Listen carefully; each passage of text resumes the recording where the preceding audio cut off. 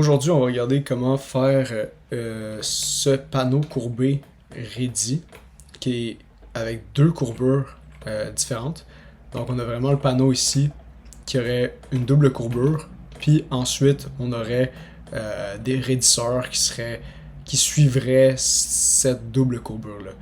Fait qu'on va commencer par un petit modèle ici. Fait qu'en mettons, on aurait par exemple un panneau d'avion quelconque qui serait une double courbure qu'on pourrait fabriquer en composite.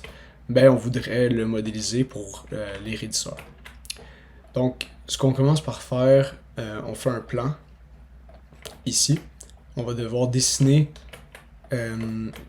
nos raidisseurs. Fait qu'on va faire un petit sketch juste ici. Moi, j'utilise, mettons, des splines. Donc, ici, je fais une spline. Ça, c'est bon. J'en fais une autre. Par exemple, ici, qui passe là comme ça. Puis, on est good ici. Donc, en mettons, on a nos deux splines qui sont en haut de notre surface. Puis là, par la suite, ce qu'on va faire, c'est qu'on va venir les projeter sur notre surface à double courbure pour par la suite faire des modifications puis extruder les raidisseurs. Fait qu'on commence. Ce qu'on fait, c'est on va faire un split face. Donc, face to split, c'est ça ici, notre panneau.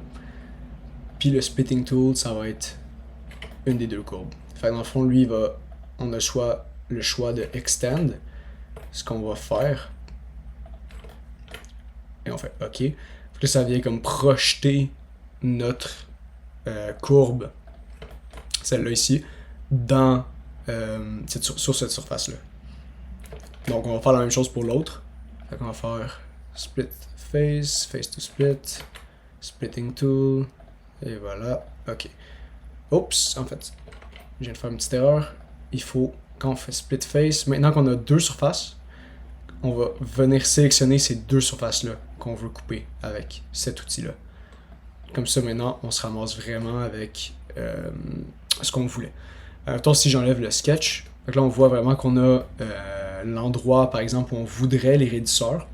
Que là, c'est quand même aléatoire, mais ça peut être placé de façon quand même précise. Ce qu'on va faire, c'est il faut qu'on désassemble ces surfaces-là. Parce que pour l'instant, cette surface-là, ici, c'est un seul corps entier.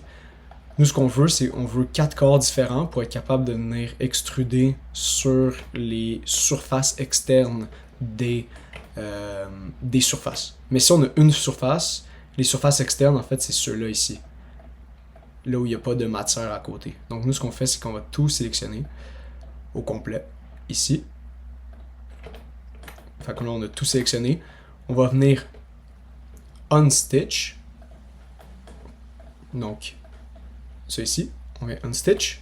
Donc là, ça vient vraiment nous créer 4 surfaces différentes. Donc là, maintenant qu'on a nos 4 surfaces différentes, on est capable de venir extruder, en fait, les différents raidisseurs. Fait que là, maintenant, ce qu'on va utiliser, on va utiliser extend. Comme ça ici. Donc, je vais extruder, par exemple, de 100 mm. On va venir, faut faire séparément malheureusement. Extend. Puis extend. Ici. Donc là maintenant on a vraiment le panneau ici. Mais le problème avec ça, c'est que quand on a extend, par exemple cette surface-là, c'est venu. En fait, ça vient avec cette surface. Donc, en fait, les trois surfaces ici, juste elle, cette surface-là, et celle-là ensemble, font une surface.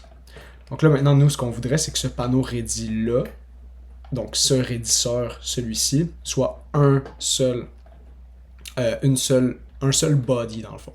Alors, on va venir les stitch. Donc, si j'enlève ça, je vais juste stitch. Select surface to stitch. Ah oui, c'est vrai. Avant de faire ça, il faut que je vienne déconnecter toutes les surfaces. Donc tout ça, c'est plein de surfaces. On va venir toutes les déconnecter. Donc je vais toutes les unstitch. Parfait. Puis là, maintenant, j'ai toutes les surfaces individuellement. Et là, je vais venir sélectionner sélection ensemble. Donc, techniquement, ça, c'est un raidisseur à la fois. Donc, ici, je viens stitch. On voit ici la connexion en vert. Parfait. Ici, je vais venir stitch ça aussi. Donc, stitch, c'est parfait. Et ensuite, cette surface-là, cette surface-là, cette surface-là et cette surface-là, c'est mon skin, donc mon panneau, que je vais venir stitch par la suite ici. Puis on voit les connexions en vert qui se créent. Si on veut avoir plus de facilité, donner plus de facilité au logiciel de voir les connexions, on a juste à changer ici, à augmenter la tolérance. Donc là, on a vraiment le panneau qu'on voulait. Maintenant, ce qu'on peut faire, on peut aller dans Solid. Si on voulait vraiment faire une pièce 3D, puis par exemple l'imprimer, on va aller dans Thicken, qui est l'épaississement. Puis je vais venir épaissir, bon, disons de 10 mm. Ça va être on va créer ça ici. Donc là, on voit, on vient d'épaissir cette surface-là. On fait la même chose avec les autres. Il faut vraiment avoir le join par contre, pour que ça vienne joindre nos surfaces. Puis ici, on va venir avec le dernier, ça ici, Thicken. Puis là, on se ramasse avec un corps solide, juste ici. Puis ensuite, on est capable de faire des analyses d'éléments finis sur ce panneau-là. Ce qui nous intéresserait probablement sur un panneau ready, c'est vraiment la résistance au flambement. Fait qu'on pourrait prendre ça, puis le mettre en mesh pour le mettre dans un logiciel d'éléments finis pour faire les analyses dessus. C'est pas mal tout. J'espère que ça vous a été utile autant que moi.